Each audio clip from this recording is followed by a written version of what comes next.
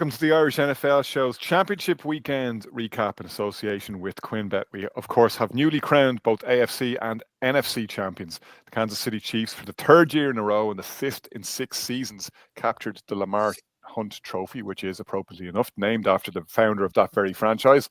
And the Philadelphia Eagles recaptured the George Halas Trophy they last won just 2 years ago as champions of the NFC. So that means it's Chiefs-Eagles on February 9th in New Orleans, just as it was 2 years ago in Glendale, Arizona for Super Bowl 57.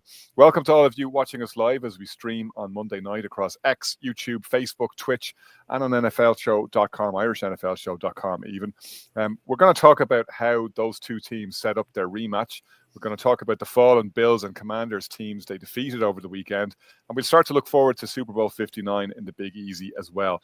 If you're listening back to the podcast after the fact, thank you also for tuning in. We're glad to have you. And all the more so if you're a subscriber already. And if you haven't, hit the subscribe button already, please do so. Noel Dowling, Brian O'Leary, Shane Brennan, and Kieran Boyle joining me, Conor Brophy. We've the full team in tonight. Sorry, Kieran O'Donovan waiting for his shot in the wings, and we'll be back in no time. But we can't fit anything more into the Quinn box. It already overflows with insight and hot takes. So we just couldn't squeeze even one very worthy Corkonian into the mix. He'll be back with us very soon, though. All right, let's start with the early game on Saturday. Commanders arrived at Lincoln Financial Field in Philadelphia to face their division rivals, the Eagles, and where Jaden Daniels was vying to be the first rookie quarterback ever to take his team to the Super Bowl in his very first season. Didn't work out that way, though, Noel, did it? Because Saquon Barkley, yet again, was the man. Yeah, he absolutely was. I mean, he started the game as soon as he came in and got the ball. He went 60 yards, he gets a touchdown, and you're seeing everything we've watched all season just continue on. I mean, what an absolutely amazing player he's been this year. You know, on 15 carries, he ends up with 118 yards and 3 touchdowns. And it is a question now. I mean, how does a defense stack up against this player? Everything teams have thrown at him this year, he's just taken it in his stride and kept going. And he's really been a huge piece in this Eagles team. Kind of, we know the collapse they had last year. We knew they had talent here this year. We just wondered how it was going to come together. Can I be the analytics nerd here and slightly undercut your point? Because I was reading earlier today that ranked by DVOA and success rates, the Eagles' running game was better in 2022 than it is in 2024. Only marginally so, but it was better. With the more spread out running offense they had then. And as I recall, that season ended up with the Eagles going home empty-handed. Yeah, I think maybe I'll just go with the eye test then and what you see from Barkley. And I mean, I go with the eye test. Tried and trusted response to facts. Oh, no, I trust the eyes, Conor. The eye test does it every time. No, look, and I mean, even last night when I was rewatching the game today, actually, one thing I noticed that kind of hadn't jumped out at me as much yesterday. It's not just in the running game. I mean, you watch him in terms of when he has to block and he has to do other parts of the game as well to help the team. He just, this season, has been a phenomenon there with the Eagles and an all-round game. Frankie Louvu, he's smashing into guys. Like, he does everything 100%. He even celebrates on the sideline for teammates who score better than anyone else. Absolutely. So that's going to be an interesting thing going into the Super Bowl now. Now, myself and Brian and a friend were chatting offline earlier, and Brian made a point. Look, this time last year, it was McCaffrey that was going to run over the Chiefs, and he was having the super season. And this is what the Chiefs deal with year in, year out. They stand up to the challenge people put to them. So that's going to be interesting in the Super Bowl. But to this point, you can't knock him. I think Barkley has been a phenomenon. He's carried that. He's not carried them in fairness, but he has been the main cog in an offense that looks really exciting. So we'll see if that can develop one more time in 2 weeks. Kieran, it started off reasonably well for the Commanders, though. I mean, all right, field goal on their first 2 drives. They had to settle for 3 points each time, but they're moving the ball well. When they weren't, they were taking chances on 4th down. They were converting. This has been a hallmark of this team all season. Jaden Daniels seemed to be in his groove, and even coming up to halftime after allowing Saquon that amazing burst on the first drive on the first play from scrimmage, they're right in the game when Terry McLaurin scores a touchdown. Right, they fail on the 2-point conversion. It's 14-12 there, but it's just every single time they seem to be back in it. Back-breaking error each and every subsequent possession, almost like clockwork. Fumble on the kickoff return, and they're right back to square one. Yeah, and all those turnovers turned into touchdowns, and that's the killer. Yeah, I mean, like you said, they started off pretty well. I was very nervous at the start when I saw each, that long 7.5 minute opening drive. There was a lot of third and longs. I'm like, this is not sustainable. The third long game is not going to work. There's going to be the flash play, quick slant, 15, 20-yard play. It seemed too slow, too plodding. And when they only came away with the field goal, you're like, oh boy, I've seen this before in my 30 plus years of watching football. This is a telling moment. But yeah, like I said, the turnovers were the absolute killer. Any momentum that was gained, especially after that phenomenal Terry McLaurin touchdown, it was like every time something good happened for Washington, they just shot themselves in the foot. And McNichols and De'Ami Brown, they're going to be sick today. But that's football. That's the margins of football. I mean, again, we'll talk about it in the later game. But those are the margins, and I'm sure. Quinn was probably hammering into them all week about protecting the ball like any other coach does, but you can't factor in for these kind of events. The pressure mounts. I mean, that Eagles defense just swarms. Balls get punched out. Mental errors occur. But I mean, for me, the cadence wasn't as good. It wasn't as fast. It wasn't as Daniels didn't seem as fluid as he has been. Obviously, you're playing a defense that's on top of the game right now, but you can only drink at the third and long lounge so long before things start, coming apart. And it kind of did shortly after the second half. But again, the turnovers, when they turn into points for the other team, I mean, you can't give the ball over to the Eagles like that. And I mean, that was the telling moment. And then the game quickly got out of hand for Washington. To Brian's point, I was saying that the Commanders were right in it after the McLaurin touchdown. But just as Kieran's been saying, Brian, it did seem like the Commanders almost had to empty the tank just to get points out of those two drives. Like there's a fake punt, there's some tremendous completions from Daniels, there's a couple of great scrambles. It seemed an awful lot of effort for relatively little return, and that wasn't ultimately sustainable, particularly when you add in the turnovers. And we could talk about Commanders' mistakes, and we could talk about how they fell short.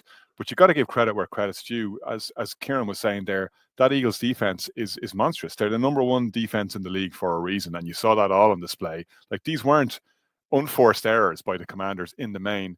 A lot of them were forced errors. They were forced fumbles. They were putting them in pressure situations, and ultimately they cracked. Yeah, I wasn't on tours of the show, and one of the points I would have made was if you look overall at the two squads, shall we call it, I felt there was a mismatch going into this game. I was never of the opinion that the Commanders would be able to hold their own and win this game, even reflecting on the two games earlier in the season, the Thursday night game. Held their own the first half. Ultimately, the big players came to play in the second half, and it was quite dominant. And even the game which they won, I mean, they were down by a considerable amount of points when Jalen Hurts went out with that injury in Washington. The Commanders had 5 turnovers that day and still found a way to come back and win. But I still felt a lot of that was down to the situation with the quarterback. I just thought there was too many playmakers for this team going into it. And Kieran's point, when you're not sizing up or you're not matching up in the right spots against teams, you have to have a clean game. Put yourselves in the game. How many playoff teams have we seen over the course of the last 2 weeks where the Ravens went into Buffalo, 3 turnovers, the Lions with all the turnovers last week? It's a huge part of the game, which is why probably the Chiefs in particular are in the Super Bowl, because they don't make very mistakes. And to your point last weekend, Connor, which was actually Thursday, you wait for the other team to make the mistakes. Well, this is what we saw in this particular game. It was a mistake-riddled game. And even in the second half, we didn't touch on it there. When they did get an opportunity to get back into it, 12 points down, they're driving, looking like they were building a little bit of momentum. And then again, there's the huge turnover, and then essentially the game is dead. It was just, for me, it was just one step too far. They've had a great season.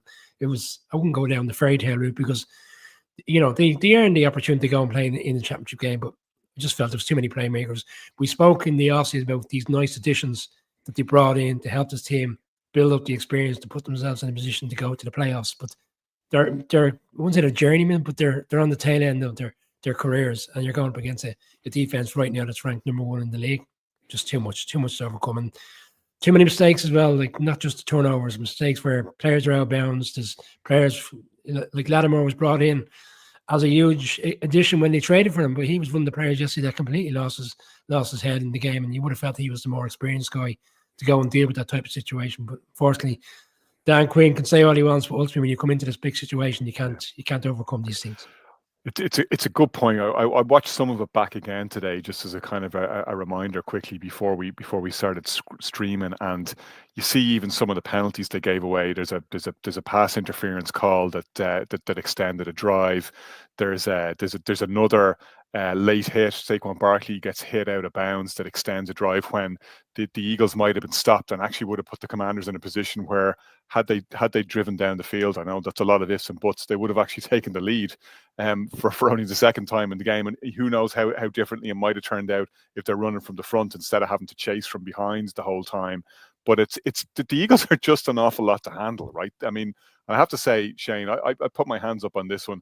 I've looked at the Eagles and just kind of been waiting for them to get caught out. But the fact of the matter is, they just we talked to Mark Schlereth about this over the weekend, and that podcast is still available for anyone who hasn't heard it yet. And he was saying, it's one thing to have talent; it's another thing what you do with it.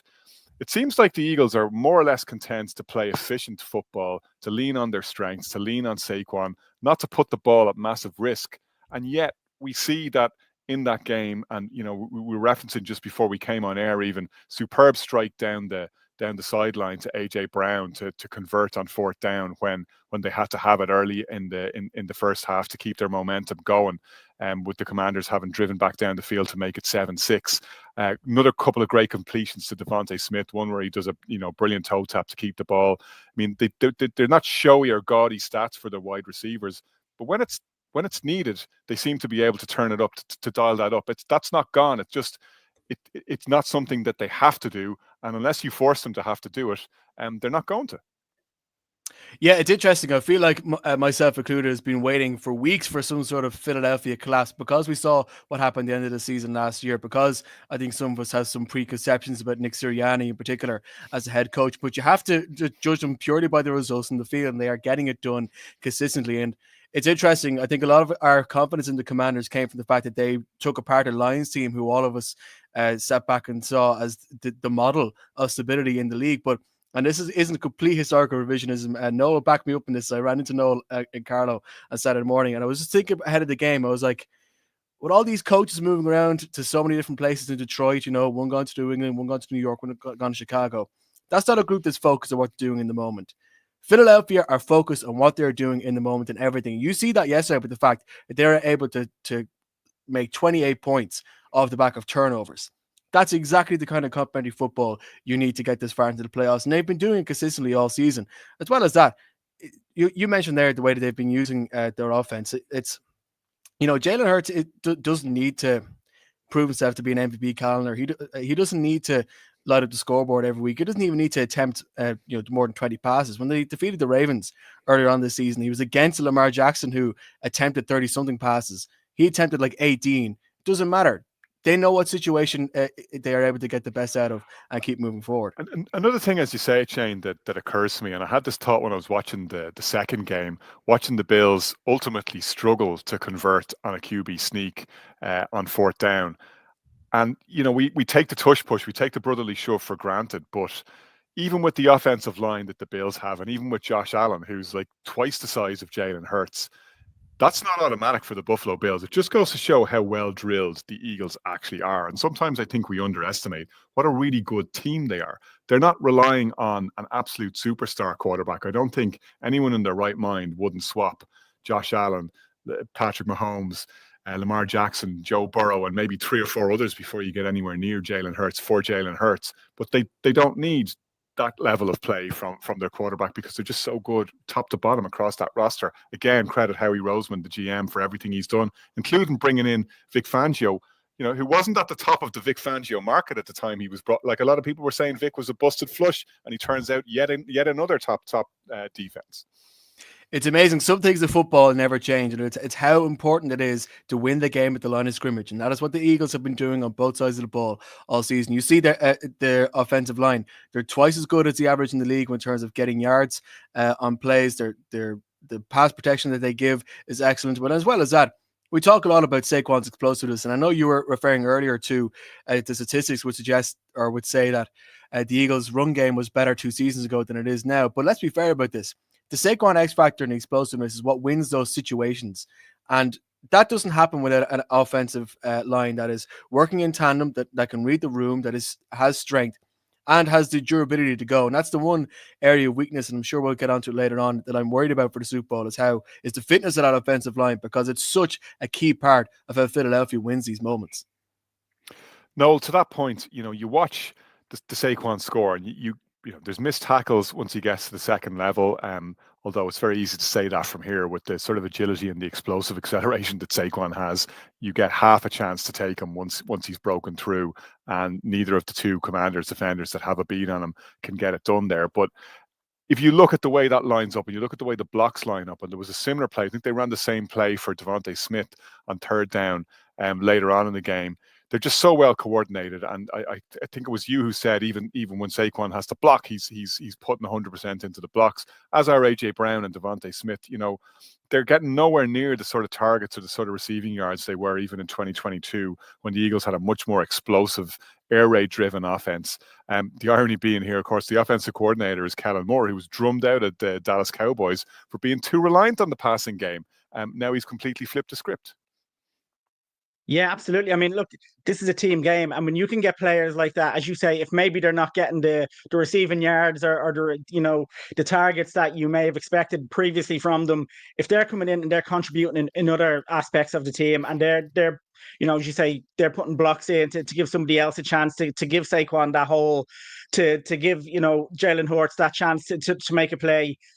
That's what you want, a team that is coming together. I think Shane talked about it earlier. There feels like a focus about this Eagles team that just goes right through, from the coaches through the players. And I mean, they have the talent, so if they can get that focus right, they definitely have that talent there that can maximize it and that can capitalize on it. And they've been doing it this season. As you say, last season, whatever happened. We questioned this year if they could keep it going. They have kept it going, and they're going to be a tough game for the Chiefs now. I mean, we know what the Chiefs are like, but I think this Eagles team, I think this is the best possible Super Bowl if you want to just sit down and see two really good teams going at each other with two sets of really good players. And this Eagles team this season haven't disappointed, and I think they've got better as the season has gone on. Brian, we can talk about the Eagles at length, and we will do in the run up to the Super Bowl, but probably a word before we go on the Commanders is deserving, because this has been a season above expectations, maybe for everybody outside that building. They obviously had high expectations, and they seem to have delivered on them, fallen only one step short of going to the Super Bowl, which certainly no one on this side of the Commanders organization, looking from the outside in, really would have expected. What do they need to do to put themselves in a position to go one step better next season? Because it's never automatic. We've seen that time and time again.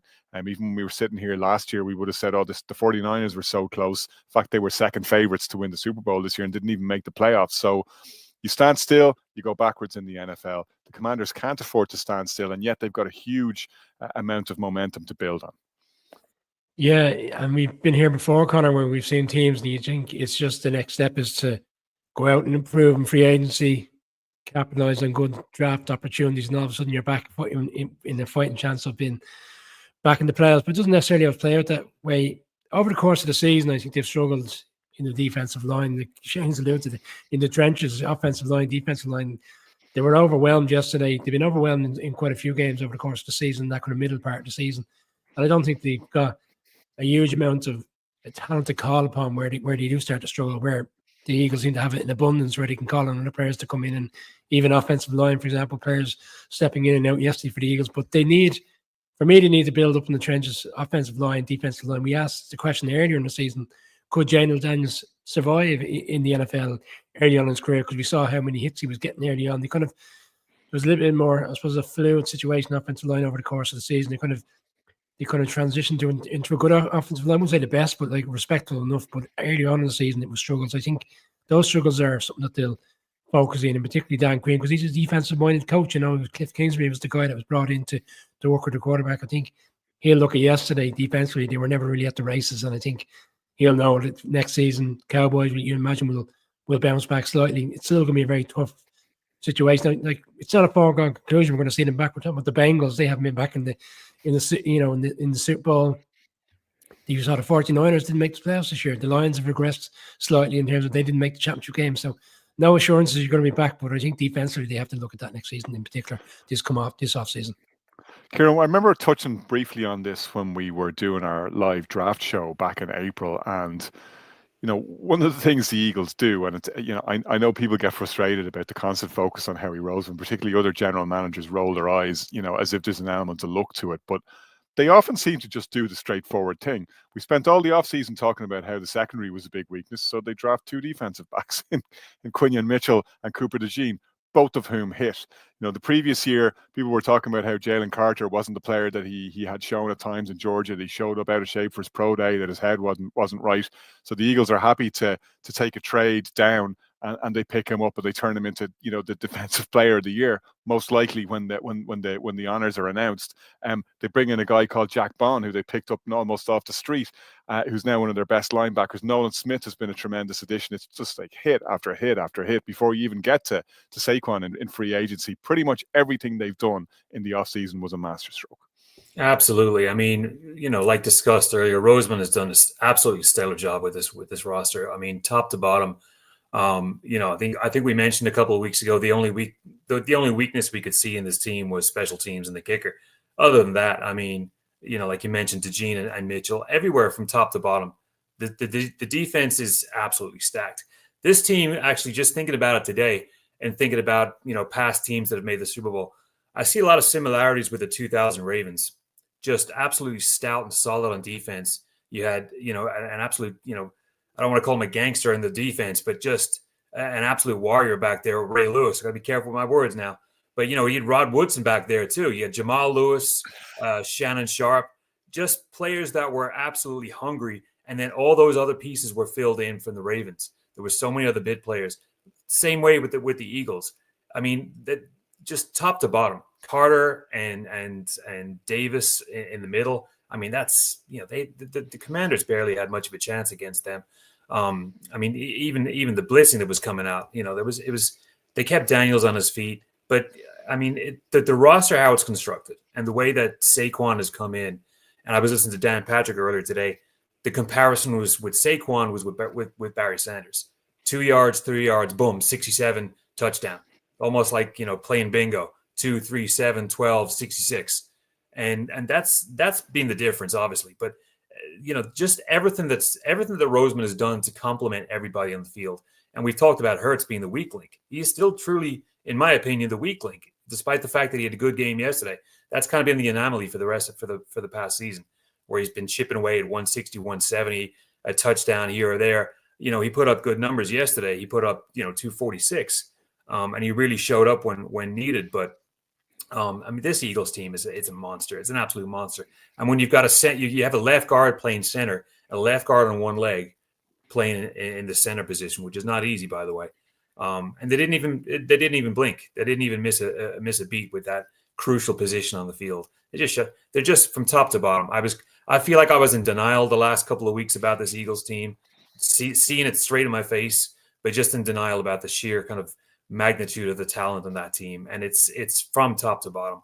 You can't really see any weak spots on this team. It's just from offense to defense. It's really a phenomenally well put together team by Roseman. Yeah, you drop 55 points on anyone in the championship game. I think you've removed all doubts and you've earned your place in the Super Bowl. We will talk about how the Chiefs got there in just a moment, but just want to take a time out to tell you about the NFL UK and Ireland's official Super Bowl party at our partner Buskers on the Ball in Dublin's Temple Bar. It's the first ever official Super Bowl party in Dublin. We've got tickets to give away for the big night, so you can check out our X and Instagram social pages for the details. Very simple to enter. Just get on it and you could find yourself at that Super Bowl party at Buskers on the Ball in Dublin's Temple Bar. Doors open from 8 p.m. So show up nice and early. You can catch up all the build up to what will be an historic Super Bowl. No matter what happens, Chiefs rather, going for the three-peat. But they're also the only team that's ever put themselves in position to do it, because even though plenty of other teams have been to 3 Super Bowls in a row, they've never done so, having already won 2 to be looking to make it number 3. Well, while Eagles fans were already celebrating on Broad Street, over in Arrowhead in Kansas City, the AFC Championship game, the Chiefs booked their ticket, winning yet another one-possession game. For the 4th time in the Patrick Mahomes, Josh Allen era, the Bills have now lost to the Chiefs in the playoffs. Brian, the Chiefs just keep finding ways to win these close ones. That's now 17 straight one-possession games that the Chiefs have won. That's an NFL record. That's not a fluke. It's like, people used to roll their eyes at Man United back in the day, winning with goals in Fergie time. Eventually, you have to sit back and say, it's enemy action. It's not happenstance or coincidence. It's what they do. Yeah, you could reference numerous sports, Dublin GAA, back-to-back All-Irelands and back-to-back All-Irelands continuously, and they just had a knack of getting it over the line in the tight spots. You can, Antoine de Beck, he referred to tennis. He said Andy Murray would have numerous women if it wasn't for certain players that just have a knack of getting it over the line. Look, we can compare them to various different sports and very different aspects, but they went unbeaten again all season at home as well, including the playoffs. Not one regular season loss, and that's why I went for. I wouldn't say I wasn't concerned, but my conviction was this team, time and time again, in these big spots, know how to get it over the line, and we can get into the do's and don'ts and what happened over the course of the 4 quarters. But this game, I think I texted Shane last night with 5 minutes to go, and they were getting the ball. It was playing exactly into the nature of what we've seen over the course of the last few years, which is put ourselves in a position late on. It doesn't necessarily even have to be a touchdown. Just put ourselves in a position where we're winning the game late on, and then Spags will come up with that game plan and the structure. And I imagine over the course of the last week, they've worked on this situation where, realistically, it's probably going to be a 1-score game. What do we need to do defensively to get it over the line? And he did a very similar play, which we spoke about, Connor. He brings the corner back in on the blitz, which we saw in the Super Bowl, where Purdy was trying to put themselves in a position to win the game. And Josh Allen doesn't know what way he's looking. Unfortunately, I think it was you who shared the back and forth on Twitter between Ben Solak and Ryan Fitzpatrick, which is really interesting. And, there's a lot of headbangers jumping into the middle of the conversation. It was actually really interesting back and forth because Fitzpatrick wasn't in any way being disrespectful. Solak was saying, you should have just swung the ball to Shakir, who was open on the check down to the left, which would have required like superhuman, hip rotation from Josh Allen, to be fair, as he's heading the other way with 2 unblocked rushers about to take his head off. But Fitzpatrick was saying the difficulty about that is that it's almost impossible, even if you're sliding the protection, even if you know what's coming, to see what Spags is doing because it's so well disguised. And he said sooner or later in that situation, when you're desperate, he's going to find a way to get someone through on you. I mean, you're looking at it going. I'm sure we were all looking at the TV going, he's going to blitz. He's going to send a safety or a cornerback. But he always knows, and they always know who's got a bead on the quarterback and how to get through in those situations. It's just sensational to watch. And in fairness to Allen, he gets off the pass to Kincaid, despite the tremendous pressure. But again, the Chiefs put themselves in a position where it's going to take an unbelievable play to beat them, and unfortunately between Allen and Kincaid they weren't capable of completing on the pass, although Kincaid I'd say will have regrets. Yeah, and we say, here comes the blitz, but again, it's the nature of how he disguises that blitz, where the offensive line is scrambling one way or the other, and they just don't know who the appropriate person is to go after, and that just leaves a gap for someone else. I saw a lot of criticism of Kincaid today. I felt it was unjust. I thought like he did his utmost to get the ball. It was a throw that was, for me, I'll do my utmost to put it into a position where somebody can potentially come down with the catch. I don't necessarily think it was a great throw. I think it was a great throw under the circumstances to put it in the mix where it was catchable. But I still think Kincaid had a lot to do to come down. And I thought the criticism of him that he didn't make that catch was a bit unjust. I think it was a bit unfair for a young tight end in that spot. And I mean, the Bills, I don't think will reflect on that particular play. I think they reflect on various different plays over the course of the game that just didn't go away. I thought for a quarterback you touched on it earlier on, Jalen Hurts and the size comparison for Josh Allen. I know they probably came off those drives with scores, but for Josh Allen yesterday not to be able to get into the end zone, bearing in mind he's been able to steamroll teams into the end zone over the course of the season, again shows how well Spags can do, because they continuously call this left route where he's going in behind an offensive line. He just couldn't get it done. And then when they decided eventually... Like in the broadcast meetings, apparently that came up, that's the thing the Chiefs were keen on. They always go the same way and they do the same thing. Like where, it looked like yet again, and we talked about this, I think it was Luke who's watching us again this evening. Shout out to you, Luke, who said in the chat the other week, it looks like Andy Reid has a completely different playbook for the postseason. But like the level of preparation on both sides of the ball for both the offensive and the defensive coordinators, for Spags and Reid, like football at its core, because every play is a set play, is all about misdirection. And the Chiefs just seem to have grasped that better than any other team in the NFL. I won't say the Bills are predictable, But the Chiefs certainly aren't in those big plays, which is one of the reasons why they seem to nearly always give themselves a chance. They self-scout. They understand what other teams are looking for them to do. And then, often in key plays in postseason games, when they have to have it, they do something completely different. Who would have thought they'd be running Patrick Mahomes on a designed running play? Because you don't put that kind of asset at risk unless you absolutely need to, and unless the other team isn't expecting it, which is the best time to do it. Yeah, and as a man who had a few quid on Mahomes' score last night, I felt it was inevitable because this is the nature of the beast. This is the game that's on the line. This is the conversation we had with Matt Derrick last week from Chief Digest, who will be joining us in New Orleans for the live production. He spoke about Patrick Mahomes Sunday will do whatever he needs to do to make sure we win this game. He may not do it in week 14 or week 15 because he knows there's bigger conversations to be had and bigger picture of a game situation to come. But last night, he scores one and then he goes in for a second one. Yeah, you wonder then the scheming around that to be burnt once on it, but to be burnt twice on it it's for me it was a bit strange that he got done the second time round. But the Bills are fantastic. You can talk to the Eagles about getting burnt twice on the same play, Brian. You'd hope that they'll have learned their lesson from Super Bowl 57 on that one, when Jonathan Gannon has his pants pulled down on the same play twice. Yeah, absolutely. Yeah, and we've seen Mahomes, big player, steps up in the big moments. The Bills are just it's gonna be a tough off season like this. We spoke last year about the Lions' tough off season after they lost the championship game.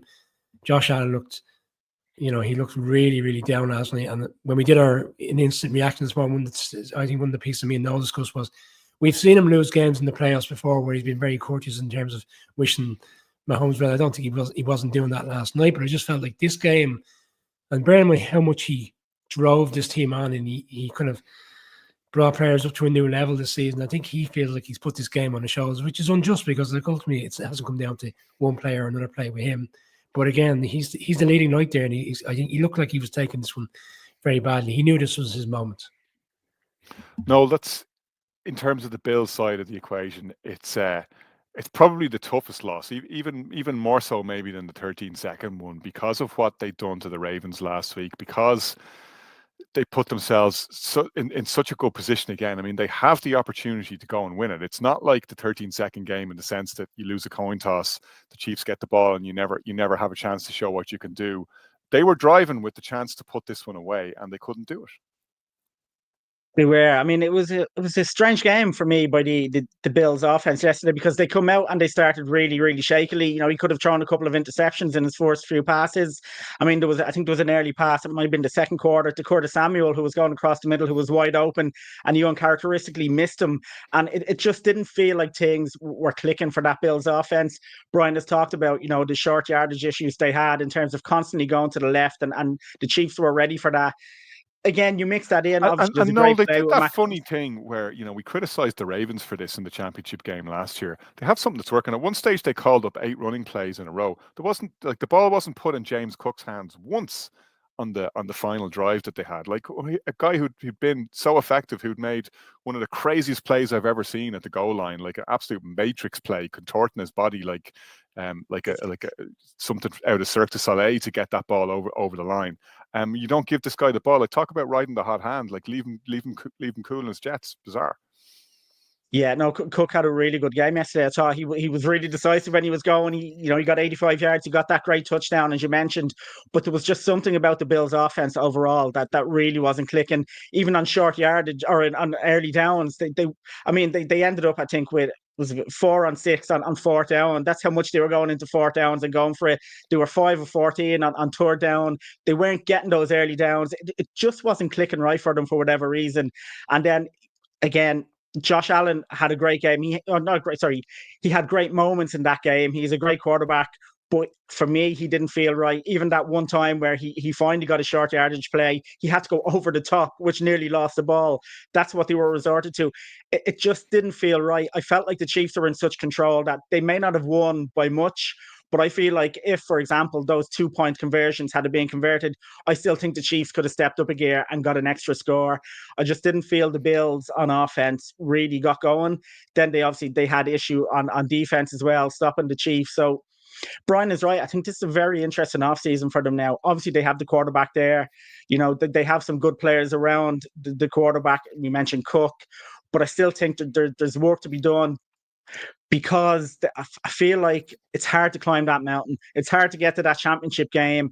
And if you feel like you haven't done yourself justice, it can take a lot to go back to next season and to try and build it up and do it again when obviously other teams around you are going to get stronger as well. So I just think they let themselves down slightly on offense last night, which was a shame for them, because when that moment came, they just didn't grasp it for me. Yeah, and to your point, no, like you need to bounce the ball even to get there. Mark Andrews catches a 2-point play. You might have lost in overtime to Baltimore. Lamar Jackson takes slightly better care of the ball, and maybe you don't even have that chance. Who knows what can happen in 12 months' time? It is certainly not, as we've been saying, automatic. Shane, I was reading out that stat before we came on air for Trey from Trey Wingo about clutch drives in the postseason. Just to summarize, so 125 drives in the postseason since 2001, according to the records, where a quarterback has been down by 7 points or fewer, had the ball in the fourth quarter with under a minute to go. 40% is the conversion rate. Tom Brady has a 45% conversion rate because, of course, he's way better than the average. Drew Brees has a 50% conversion rate. So Tom Brady's 5 of 11 in those clutch drives. Drew Brees is 3 of 6. Patrick Mahomes is 7 of 7. You cannot give him the ball in clutch time in a postseason game, or you will lose. It's remarkable how the Chiefs managed to do this year in and year out in the playoffs. They are the walking, I guess, definition of killer instinct. Like the amount of people I've spoken to today who may not be full-on NFL fans, but the first thing that comes out of their mouth when they talk about Patrick Mahomes is Michael Jordan. That sense of being able to just get it done in the key moments. And it's interesting because that was exactly what the Bills were missing yesterday. Even though the Bills managed to get a turnover, had more yards in total, were able to pull out some key plays in the air, and had James Cook, I think, was playing a strong game on the ground. They didn't have the killer instinct because, as Noel alluded to earlier, so many times they were walking a tightrope when it came to fourth downs. Twice in the fourth quarter, they got over the line for the touchdown, but twice it just didn't work out. There was that call, which could have gone either way in terms of where the spot of the ball was, and the other one where after the 2-minute warning, but you get to your point, the opportunity for birdie. Even there, Shane. To your point, even there, you're leaving it in jeopardy, and you're leaving it in the ref's hands. You, unless you leave no doubt, you're in the lap of the gods, and that's where they ended up, and it didn't go for them. 100%. I mean, you could tell watching the game that one team was struggling to keep up and the other team was just waiting for the moment to strike. The Chiefs were fully confident that they knew that they'll find a way to come out and do it. And this is what makes them so difficult to beat. We've spoken so much on this program about the Eagles roster and the talent they have and the skills they have and everything that they have going for them. But until someone comes out and takes the Chiefs by the scruff of the neck and beats them, and it's interesting because the Bills have been able to do it so many times in the regular season, but can't do it in the postseason. There's a mental block in there for Josh Allen, for somebody else in that team. And I think the fact that the Chiefs can look at the Bills in the regular season, make them even stronger favorites when they meet up in these postseason clashes. So that killer instinct is what separates the Chiefs from the rest, and it's why I think they're going to be remarkably difficult for even the Eagles to topple in New Orleans. Kieran, the thing that I love about the Chiefs offense is it doesn't even look like you're playing the same team from week to week. Like we talked a week ago about how playoff Travis had entered the chat and had transformed their postseason fortunes. They didn't even really need him that much at the weekend because suddenly you're like, oh yeah, forgot Hollywood Brown still play for them. Oh, there's Juju Smith-Schuster making a couple of plays. Just like last season you're going in the Super Bowl, oh yeah, Marquez Valdez-Scantling. Remember him? Like these guys just pop up in bit parts just when Andy Reid needs them most, and they make plays. Yeah, Samaje Perine, D-Hop. I mean, you forget about these guys. I mean, we've talked about Roseman. We got to talk about the job that Veach has done with the Chiefs. I mean, what he's done and brought in these free agents too. It's equally as impressive what he's done, bringing in bit players. Hollywood Brown kind of been forgotten about. Samaje Perine, is it 2019? That's what the Chiefs are able to do, and that's what Mahomes is able to do. Shane brought up a point about, Mahomes is Michael Jordan. The Chiefs are the Bills of the 90s. They just absolutely crush the confidence and the belief of any teams they go up against. And Josh Allen is the Indiana Pacers of the 1990s. There's a block. There's so many basketball players from the 90s who could have been great, could have been Hall of Famers, but they just were in the wrong time of their career and they came up against Michael Jordan. Same with golf players, with Tiger Woods. When these kind of players, these generational talents come up, you can complain, you can say this and that, but at some stage you've got to recognize the greatness. Nate Burleson said yesterday, we're witness to an absolute legend here. You can hate on it, you can complain, but this is what genius looks like. I mean, Mahomes. I mean, listen, there's nothing else that needs to be said about it. I mean, the Bills, the Bills outgained the Chiefs by about 10 yards. They had the ball for a minute more. They didn't turn over. The Chiefs did, yet the Chiefs still won. I mean, that's just the caliber of the team you're going up against. It's a phenomenally put together team. I mean, it's somebody like Mike Dana. Who'd ever heard of Mike Dana before? He's out there making plays all over the field. An unheralded defensive player. On top of Chris Davis, who was just, when you see Chris Davis crying before a game, it's almost over already. I mean, it just seems like it's a foregone conclusion. But a lot of people are complaining that it's the Chiefs again, and we got to go through this again. At some stage, kind of similar to the Pats, at some stage you've got to say, listen, we may never see another team like this again. If they go for the 3-peat, nobody'd be surprised. If they go for 4-peat, nobody'd be surprised. And they're still a young team. That's the crazy thing. Worthy was just drafted last year. Mahomes is not even 30 yet. I mean, he can go another 12, 13 years. So we are witness to an absolute. And again, you reminded me back to our live draft show. We were chuckling at the time, going, "I wonder is that going to come back to haunt the Bills that they traded that pick to Kansas City?" I was saying, like, why would you do anything to help your biggest rivals? You already freaking gave them the pick that got them Patrick Mahomes. You got Josh Allen, so it wasn't the worst consolation prize. But why would you do that? Who's the guy who shows up with 85 yards just when they needed him most? Yeah, and how different things could have been if the Chiefs or if the Bills had taken Worthy and the Chiefs maybe had taken Coleman. I mean, that's the thing. The Bills, for all of their kind of offensive firepower during the season, to me, they're missing a wide receiver one. They're missing somebody that, a top 10 rounder. Talk about T. Higgins maybe. Keon Coleman's a nice little slot player. Amari Cooper was a great story.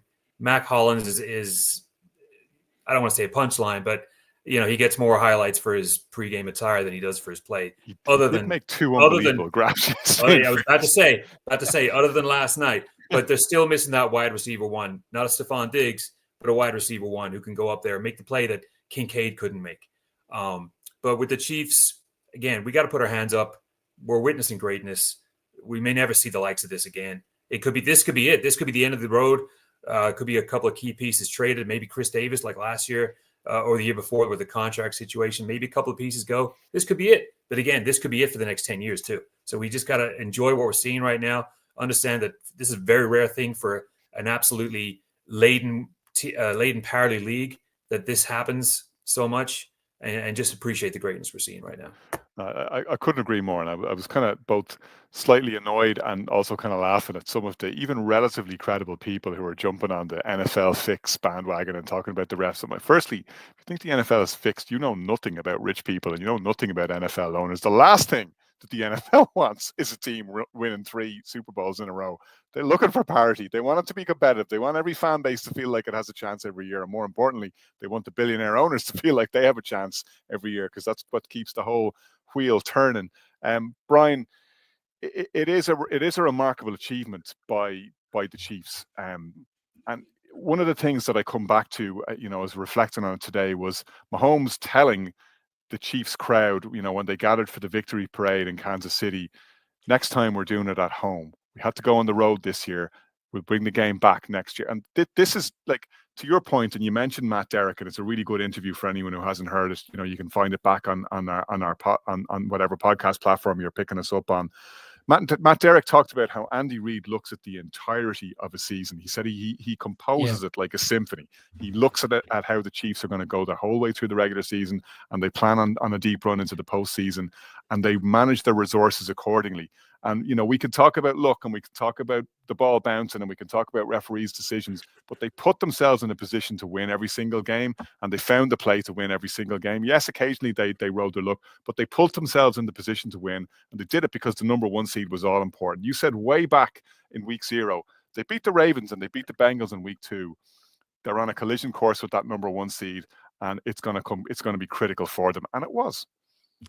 Yeah, and even on the opening drive, Matt had sent me a message to say new wrinkles there, 2 new wrinkles on that particular drive, which they hadn't seen over the course of the season. He's holding back plays. We talk about vanilla offense in preseason. He structures it, and again, to Matt's point on the podcast, he structures it in three tiers: preseason, regular season, and those become the playoffs. And it'll be the same in 2 weeks' time. There'll be other stuff brought into the equation. I tell you, we're actually going to refer back to the Super Bowl last year in Las Vegas, Connor, because that was something that you said on the podcast that night in the stadium when we did the reaction piece, myself, you, and Colin, where they hadn't even got their hands on the Lombardi Trophy, as in the players, because of the nature of the NFL. They give it to the owner first to speak to Andy Reid.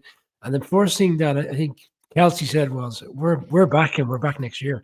So they weren't even focusing at that stage on whether we're going to run it back through Kansas City. They were focused on the fact that we're already thinking there's a bigger conversation to be had. We're coming back next season. And ultimately, if they were to win in 2 weeks, I imagine, as you said, with the nature of the squad which they have and the younger players, which Kieran's like, there's a real opportunity to be back again next year. But obviously, 1 game to go. But yeah, it's kind of where they're at. Their mindset is at. 1 win isn't enough for this team anymore, and that's why, again, to your point, people today are getting bored of the Chiefs. I think we should take a step back and realize what we're watching. And Kieran's again alluded to. This is a fantastic achievement, and I'm really looking forward to being there in 2 weeks and seeing this unfold. And if the Eagles can get over line, because it is going to come down to the mental aspect, which is anything, Connor, whether you can get over the hump, and the Bills couldn't, and that's a big piece of why the Chiefs yet again found a way to get over the line. It also, one of the side effects of all of this, and the nearest comparison I could think of is when Kilkenny were hoovering up hurling titles. Iron sharpens iron. Like the Josh Allen led Bills and the Joe Burrow led Bengals and the Lamar Jackson led Ravens and all those teams queuing up behind the Chiefs in the AFC. They have to get better, because otherwise they're not even going to get a chance to win a Lombardi. And when Kilkenny were finally dethroned, you see all these unbelievable other teams coming out of nowhere, because the level of the entire game in the AFC is going to have to rise if you're going to get there. And it's whatever they've done, good and all as it is, hasn't been enough. When the Chiefs are finally dethroned, it's going to take a special team to beat them, and we have that to look forward to as well. Of course, it may happen as quickly as 2 weeks' time if the Eagles have their say. Shane, maybe some early thoughts from you on that matchup. We saw it 2 years ago, but they are 2 very different teams since then. Yeah, I think the Eagles more so a different team, as we mentioned, all those off-season acquisitions than the Chiefs. Interesting one, just on your point about iron sharpening iron. It is the one aspect of the scheduling in the NFL that the top teams generally play each other, because of teams who win their division play other teams who win the division. The fact that Chiefs have tested themselves against the Bengals, who do everything at them, the Ravens, who do everything at them, the Bills, the Chargers twice. That's what's really helped them become exceptionally strong this year. And I don't think looking in this game compared to Super Bowl 57 that they're any weaker being able to win those key moments. And look, and actually, now that you mention it, the fact that they beat the Bills, to Matt Derrick's point when he was talking to Brian, means they literally beat every single team on their schedule, including all of the division winners. No complaints. Absolutely, and it's that's full well that any situation that they can take to turn into motivation to get that extra 1% is key. We saw it last year when the Bills, when they lost to the Bills because of the touchdown being taken off the board. It's a disgraceful thing. How dare they call Kadarius Toney for being offside? They turn around into fantastic playoff run. Everyone talking about them, the fact that they can't get over teams on the road in the playoffs.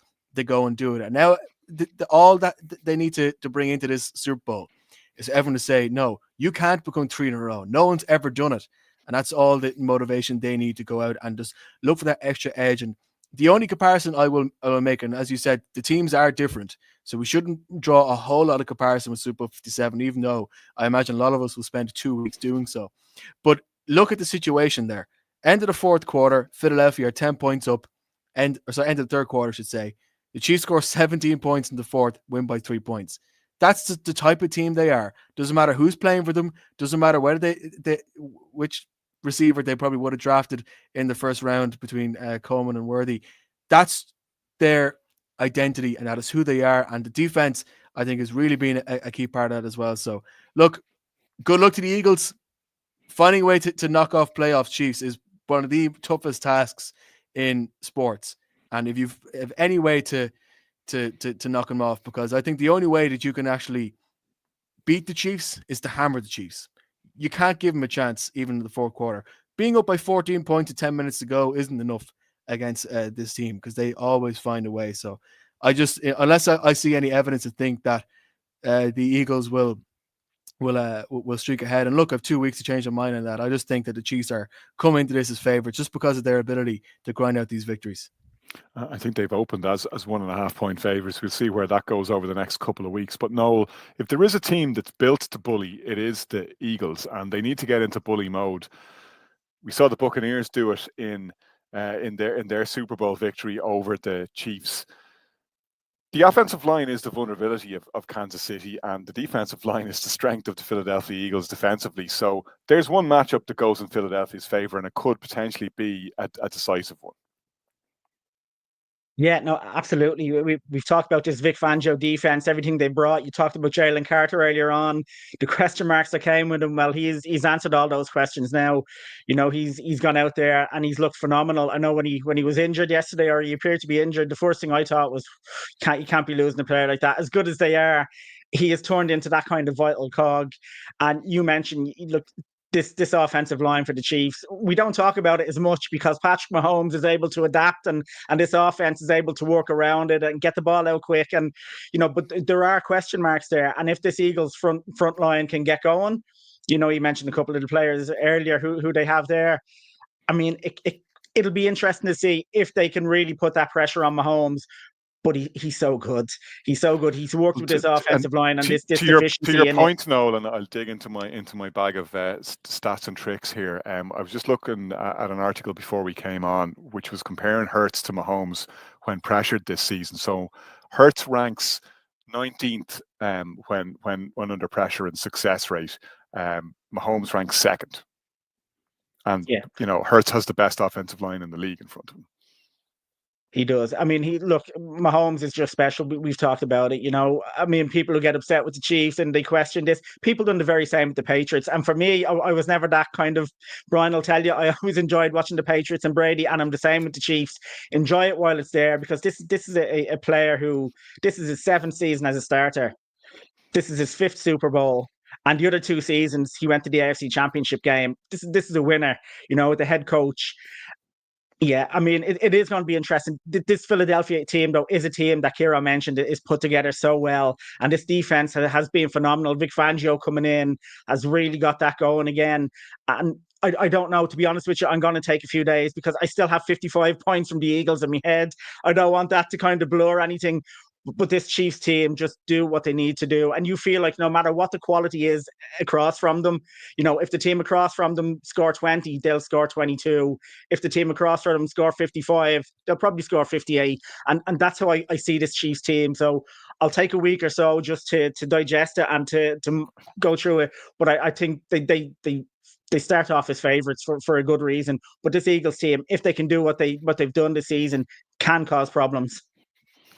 It's a 2-week build-up, Kieran, which typically gives Andy Reid and Steve Spagnuolo all the time in the world to plan. But they've certainly got an awful lot to do if they're going to slow the march of this Eagles team. As Noel said, 55 points is pretty hard to argue with, and will give a lot of people pause for thought. And if they had been maybe wondering what the Eagles might look like if they fired on all cylinders, they've kind of fired on all cylinders rather.